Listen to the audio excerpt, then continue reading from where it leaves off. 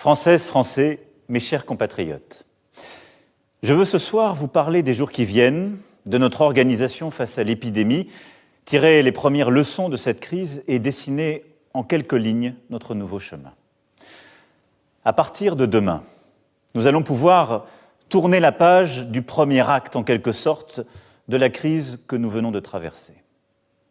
Dès demain, tout le territoire, à l'exception de Mayotte et de la Guyane où le virus circule encore activement, tout le territoire donc passera dans ce qu'il est désormais convenu d'appeler la zone verte, ce qui permettra notamment une reprise plus forte du travail et la réouverture des cafés et restaurants en Île-de-France.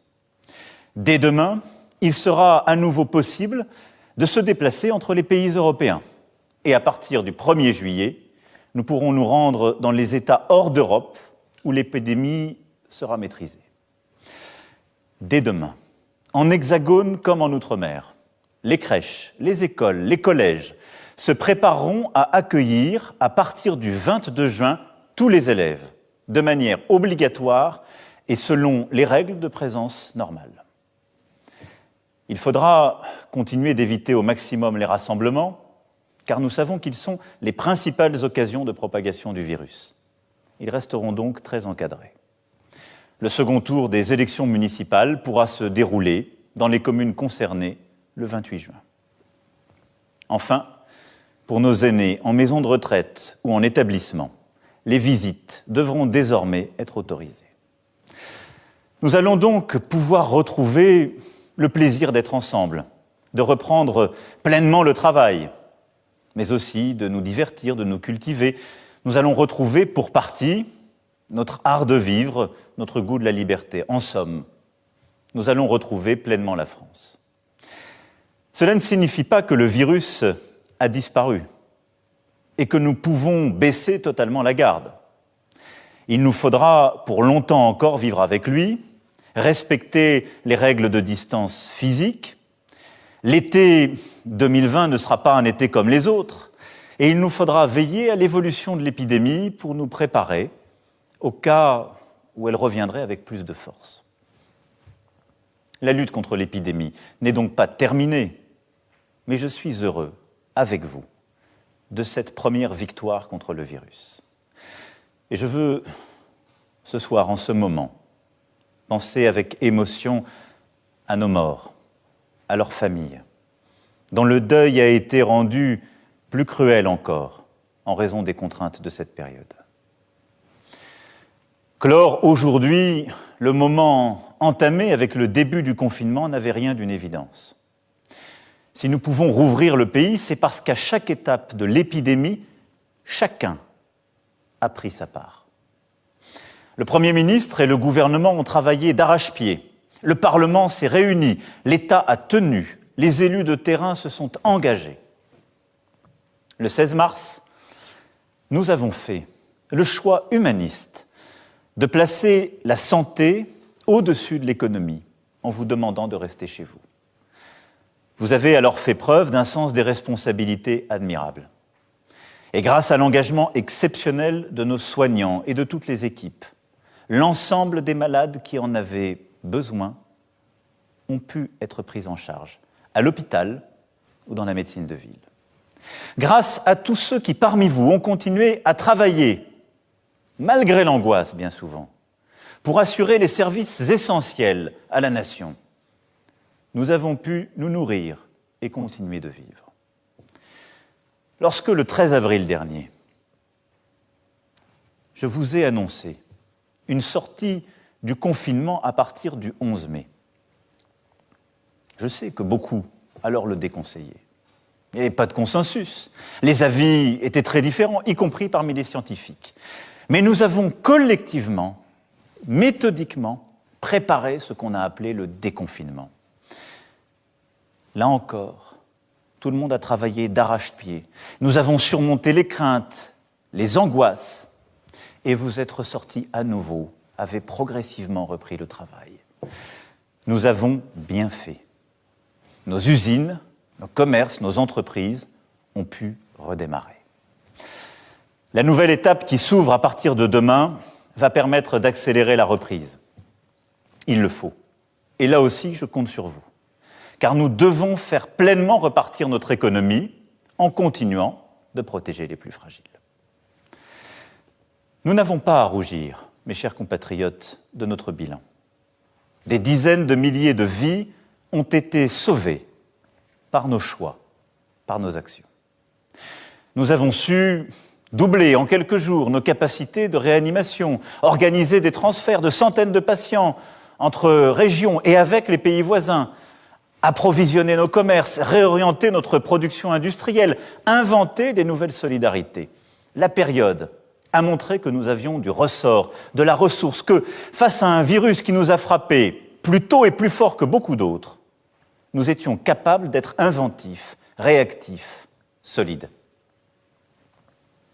Nous pouvons être fiers de ce qui a été fait et de notre pays. Bien sûr, cette épreuve a aussi révélé des failles, des fragilités. Notre dépendance à d'autres continents pour nous procurer certains produits, nos lourdeurs d'organisation, nos inégalités sociales et territoriales. Je veux que nous tirions toutes les leçons de ce que nous avons vécu.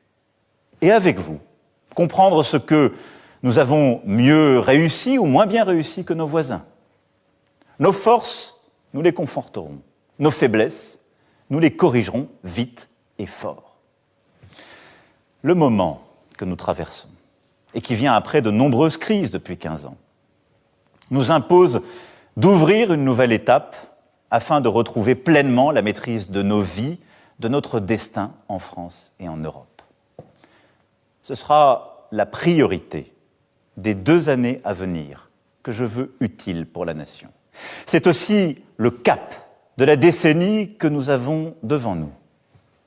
Retrouver notre indépendance pour vivre heureux et vivre mieux.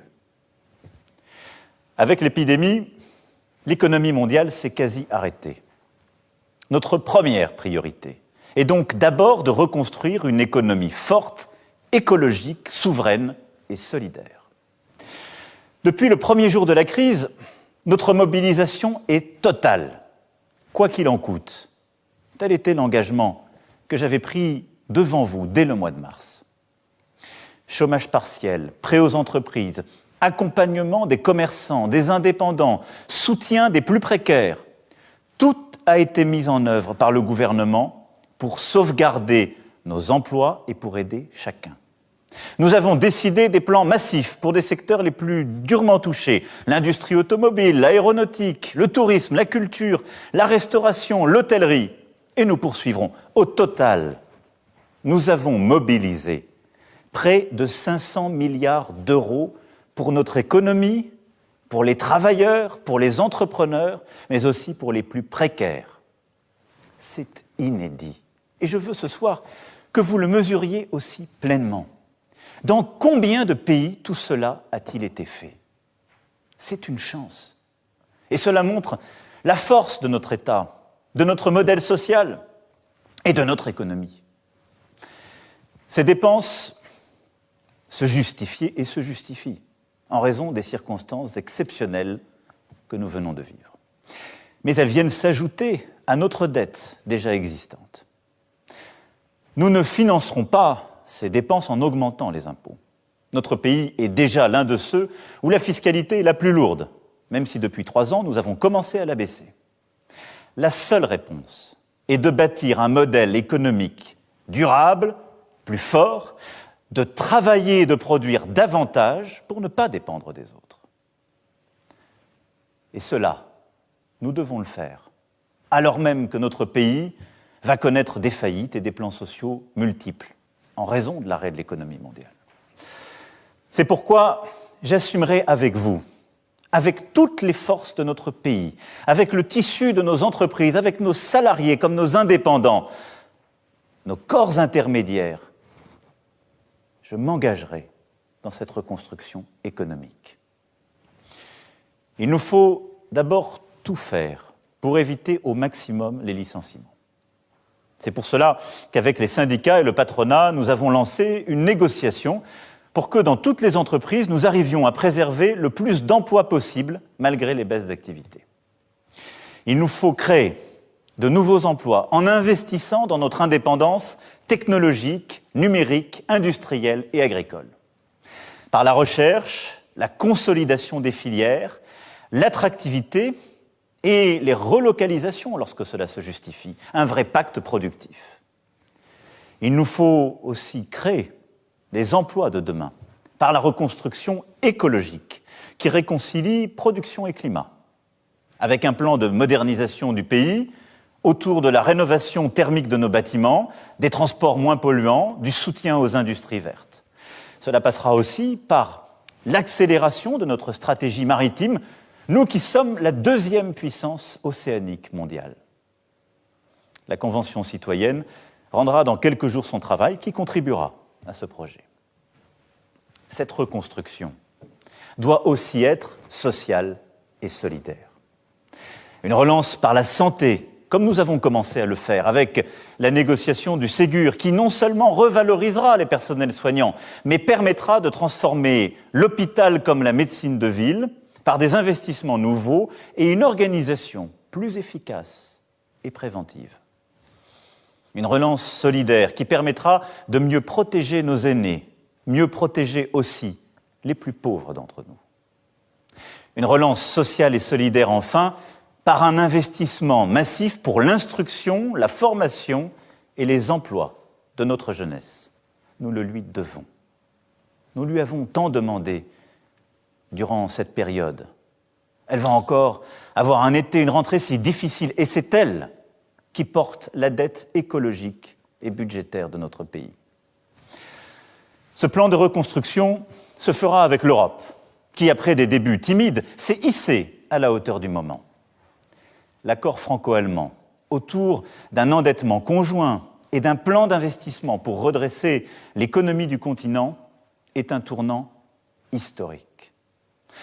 En empruntant pour la première fois ensemble, avec la chancelière d'Allemagne, nous proposons aux autres États européens de dire « nous » plutôt qu'une addition de « je ». C'est le résultat d'un travail acharné, initié par la France, et que nous menons depuis 3 ans. Ce peut être là une étape inédite de notre aventure européenne et la consolidation d'une Europe indépendante qui se donne les moyens d'affirmer son identité, sa culture, sa singularité face à la Chine, aux États-Unis et dans le désordre mondial que nous connaissons. Une Europe plus forte, plus solidaire, plus souveraine, c'est le combat que je mènerai en votre nom dès le Conseil européen de juillet et dans les 2 années à venir. Cette reconstruction économique, écologique et solidaire sera la clé de notre indépendance. Elle sera préparée durant tout l'été avec les forces vives de notre nation pour être mise en œuvre au plus vite. L'indépendance de la France, pour vivre mieux, exige aussi notre unité autour de la République. Tel est le 2e axe de cette nouvelle étape. Je nous vois nous diviser pour tout et parfois perdre le sens même de notre histoire. Nous unir autour du patriotisme républicain est une nécessité.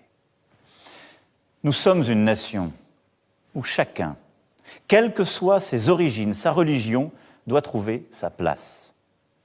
Est-ce vrai partout et pour tout le monde ? Non. Notre combat doit donc se poursuivre, s'intensifier, pour permettre d'obtenir les diplômes et les emplois qui correspondent aux mérites et talents de chacun, et lutter contre le fait que le nom, l'adresse, la couleur de peau réduisent encore trop souvent dans notre pays les chances que chacun doit avoir. Nous serons intraitables face au racisme, à l'antisémitisme et aux discriminations, et de nouvelles décisions fortes pour l'égalité des chances seront prises. Mais ce combat noble est dévoyé lorsqu'il se transforme en communautarisme, en réécriture haineuse ou fausse du passé. Ce combat est inacceptable lorsqu'il est récupéré par les séparatistes. Je vous le dis très clairement ce soir, mes chers compatriotes, la République n'effacera aucune trace ni aucun nom de son histoire. Elle n'oubliera aucune de ses œuvres, Elle ne déboulonnera pas de statut. Nous devons plutôt lucidement regarder ensemble toute notre histoire, toutes nos mémoires, notre rapport à l'Afrique en particulier, pour bâtir un présent et un avenir possible d'une rive l'autre de la Méditerranée, avec une volonté de vérité et en aucun cas de revisiter ou de nier ce que nous sommes. Nous ne bâtirons pas davantage notre avenir dans le désordre. Sans ordre républicain, il n'y a ni sécurité ni liberté. Cet ordre, ce sont les policiers et les gendarmes sur notre sol qui l'assurent. Ils sont exposés à des risques quotidiens en notre nom. C'est pourquoi ils méritent le soutien de la puissance publique et la reconnaissance de la nation. Enfin, il me reviendra avec vous de bâtir de nouveaux équilibres dans les pouvoirs et les responsabilités. C'est le troisième axe que je vois à cette nouvelle étape. J'en ai la conviction profonde, l'organisation de l'État et de notre action doit profondément changer. Tout ne peut pas être décidé si souvent à Paris. Face à l'épidémie, les citoyens, les entreprises, les syndicats, les associations, les collectivités locales, les agents de l'État dans les territoires ont su faire preuve d'ingéniosité, d'efficacité, de solidarité. Faisons-leur davantage confiance. Libérons la créativité et l'énergie du terrain. C'est pourquoi je veux ouvrir pour notre pays une page nouvelle donnant des libertés et des responsabilités inédites à ceux qui agissent au plus près de nos vies. Liberté et responsabilité pour nos hôpitaux, nos universités, nos entrepreneurs, nos maires et beaucoup d'autres acteurs essentiels. Mes chers compatriotes, ce projet d'indépendance, de reconstruction n'est possible que parce que depuis 3 ans, nous avons mené un travail sans relâche pour l'éducation, l'économie, la lutte contre les inégalités dans notre pays. Parce qu'aussi, nous nous sommes battus pour notre projet européen et notre place dans l'ordre international. Je ne crois pas que surmonter les défis qui sont devant nous consiste à revenir en arrière. Non. Mais les temps imposent de dessiner un nouveau chemin. C'est ainsi que chacun d'entre nous doit se réinventer, comme je l'ai dit, que nous devons collectivement faire différemment.